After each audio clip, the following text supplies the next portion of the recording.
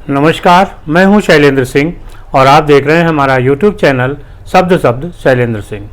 आज बात करेंगे बहुजन समाज पार्टी की। लोकसभा चुनाव में अगर किसी दल की सबसे कम चर्चा है तो वो है बहुजन समाज पार्टी, जबकि बहुजन समाज पार्टी के पास उत्तर प्रदेश में अभी भी 13% वोट है। 13% वोट किसी भी चुनाव में कम नहीं होते।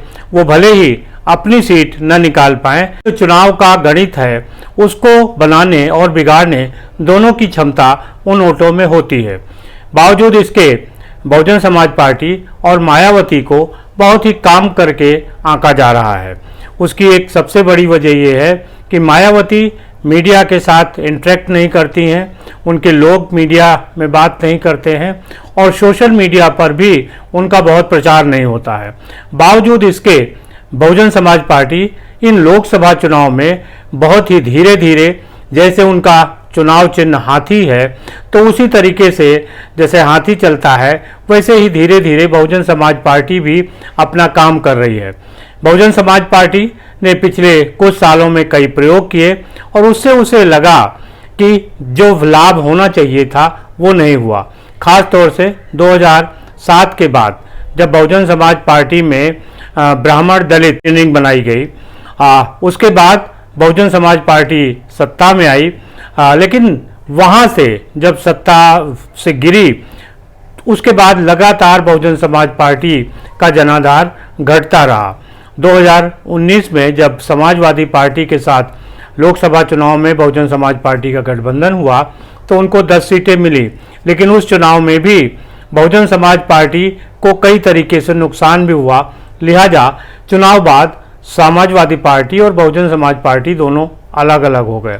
2022 का जो विधानसभा चुनाव हुआ वहाँ पे बहुजन समाज पार्टी का सबसे खराब प्रदर्शन था, 13% वोट उसके बाद भी बहुजन समाज पार्टी के खाते में है। जबकि जो 2022 का विधानसभा चुनाव ऐसा था जिसमें मुस्लिम वोट बैंक पूरी तौर से समाजवादी पार्टी के साथ था। इस वजह से बहुजन समाज पार्टी की हालत थोड़ी खराब हो गई थी, लेकिन जो उनका अपना दलित वोट है वो उनके साथ रहा।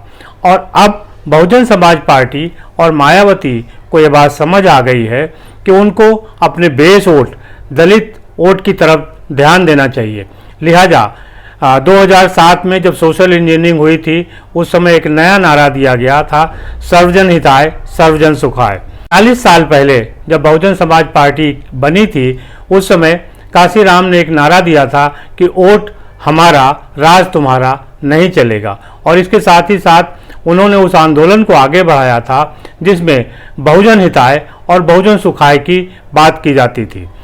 अब इस चुनाव में मायावती को ये लग रहा है कि हमें अपने उसी पुराने ढर्रे पर चलना चाहिए। लिहाजा उन्होंने सर्वजन हिताय सर्वजन सुखाय की जगह पर बहुजन हिताय और बहुजन सुखाय का नारा दिया है। इससे एक आकलन ये लगाया जा रहा है कि बहुजन समाज पार्टी अपने जो ग्रास रूट है, उनके जो वर्कर हैं, उनका जो दलित वोट बैंक है उसकी तरफ वापस जा रही है, और ये एक अच्छे संकेत हैं बहुजन समाज पार्टी के लिए। क्योंकि जब से बहुजन समाज पार्टी में सोशल इंजीनियरिंग हुई थी तब से ब्राह्मण जातियां लगातार ये कह रही थी कि उनकी वजह से मायावती सत्ता में आई हैं, और वहाँ से बहुजन समाज पार्टी का एक ग्राफ नीचे गिरने लगा था।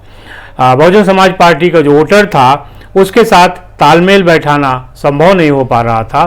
चुनाव जीतना अलग बात होती है और जो ग्रास रूट वर्कर है, मतदाता है, उसके बीच एक तालमेल बैठाना दूसरी बात होती है। लिहाजा अब मायावती वापस उसी दिशा में जा रही हैं जहां वो बहुजन हिताय और बहुजन सुखाय की बात कर रही हैं। असल में मायावती को लेके जो मीडिया है और ख़ास तौर से वो लोग जो खुद को दलित चिंतक कहते हैं, उन्होंने लगातार इस चुनाव से पहले ये एक अभियान सा छेड़ा था ताकि मायावती की विश्वसनीयता खत्म हो जाए। उसकी दो वजह थी कि मायावती के पास दलित वोट अभी भी 13% है और साथ ही साथ मुस्लिम वोट भी उनको पसंद करता है और उनके खाते में जाता है। अब जब समाजवादी पार्टी और कांग्रेस कि जो इंडी गठबंधन था, जो उसके समर्थक लोग थे, वो ये लगातार प्रयास कर रहे थे कि किसी तरीके से या तो मायावती उस गठबंधन का हिस्सा बन जाए, और अगर मायावती उस गठबंधन का हिस्सा नहीं बनती तो कुछ ऐसी विश्वसनीयता भंग कर दी जाए बहुजन समाज पार्टी और मायावती की, जिससे दलित और मुस्लिम दोनों वोट इन चुनाव में बहुजन समाज पार्टी को न मिले। लगातार ये कहा जाता रहा कि बहुजन समाज पार्टी की नेता मायावती इंडी गठबंधन का हिस्सा बनने वाली हैं। बहुत सारी चीज़ें कयास लगाई गई और उनको दावे के साथ कहा गया कि इस तारीख को सोनिया गांधी से बात हुई है, अब वो प्रियंका से बात करेंगी, अब उनकी कांग्रेस से सीट शेयरिंग की बात हो रही है, वो प्रधानमंत्री पद मांग रही। तमाम तरीके की ऐसे कयास लोगों ने लगाए, और ख़ास तौर से जब दलित चिंतकों ने ये बात कही तो जो मायावती का वोटर है उसे लगा कि हो सकता है कि जब हमारे लोग इस बात को कह रहे हैं तो हो सकता है कि ये बात कहीं दूर तक हो, जबकि बार बार मायावती ये कह रही थी कि हमारी पार्टी किसी भी गठबंधन का हिस्सा नहीं बनने वाली है। उसके बाद भी लगातार ये अभियान जारी रहा और मायावती की विश्वसनीयता को संकट में डालने का अभियान जो दलित चिंतक है वो करते रहे। आमतौर पे जो मीडिया है, खास तौर से जिसको बहुजन समाज पार्टी मनुवादी मीडिया कहती है, उसका प्रयास तो हमेशा से रहता था कि वो बसपा को कटघरे में खड़ा करे। लेकिन इधर कुछ सालों में, खास तौर से जब से मायावती 2007 में जब वो मुख्यमंत्री बनी थी, बहुजन समाज पार्टी की बहुमत के साथ सरकार आई थी, उसके बाद से कुछ दलित चिंतक जो खुद को समाज का हितकारी कहते थे, उन्होंने बहुजन समाज पार्टी के खिलाफ एक अभियान सा छेड़ रखा है। और ख़ास तौर पे ये लोग वो थे जो खुद को बुद्धिजीवी कहते हैं और कई ऐसे पदों पर हैं कि जिनकी बात का असर होता है। ऐसे लोगों ने किसी अभियान के तहत मायावती के खिलाफ इस तरीके का मुहिम शुरू किया। ये तो खोज का विषय है, लेकिन वो उनका एक प्रयास रहता था कि किसी भी तरीके से मायावती की विश्वसनीयता को खत्म किया जाए। और लोकसभा चुनाव 2024 के पहले ये खुलकर जमीन पे दिख रहा था, जब मायावती बार बार कह रही थी कि हमें किसी गठबंधन का हिस्सा नहीं बनना। बावजूद उसके जो ये दलित चिंतक हैं लगातार ये कहते थे कि अब मायावती गठबंधन का हिस्सा बनने वाली है।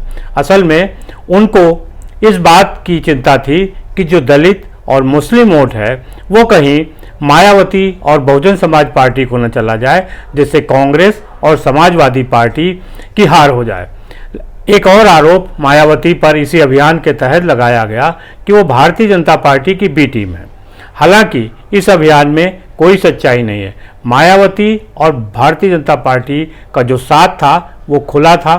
उन्होंने एक दूसरे के साथ गठबंधन किया था, 6-6 महीने की सरकार चलाई थी और 3 बार मायावती भारतीय जनता पार्टी के सहयोग से मुख्यमंत्री बनी थी।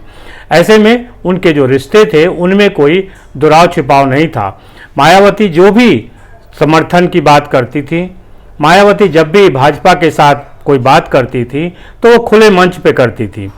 उनकी ये आदत नहीं है कि वो भीतर घात करके या अंडर टेबल किसी तरीके की डीलिंग करें। मायावती आज भी अपनी रैली जिस तरीके से आगे बढ़ा रही हैं, अभियान चला रही हैं, उससे उनका प्रचार अभियान उनके जो वोटर हैं उनके बीच है। उनको वो एक व्यापक संदेश दे रही हैं। और इस चुनाव में मायावती का जो प्रदर्शन है वो भले ही उनके लिए उतना हितकारी न हो, लेकिन उन्होंने समाज के लिए जो तैयारी की है उसका परिणाम देखने को मिलेगा।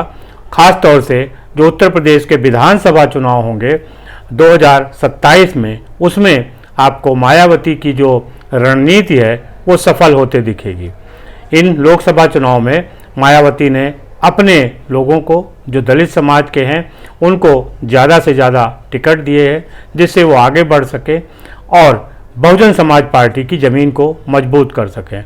ऐसे में मायावती को एकदम से चुनाव से खारिज कर देना अच्छी बात नहीं है, क्योंकि वो चुनाव पर असर जरूर डालेंगी। आपको क्या लगता है कि जो मायावती के विरोधी हैं वो किस वजह से उनके खिलाफ अभियान चला रहे थे? जरूर बताइएगा। शुक्रिया, धन्यवाद।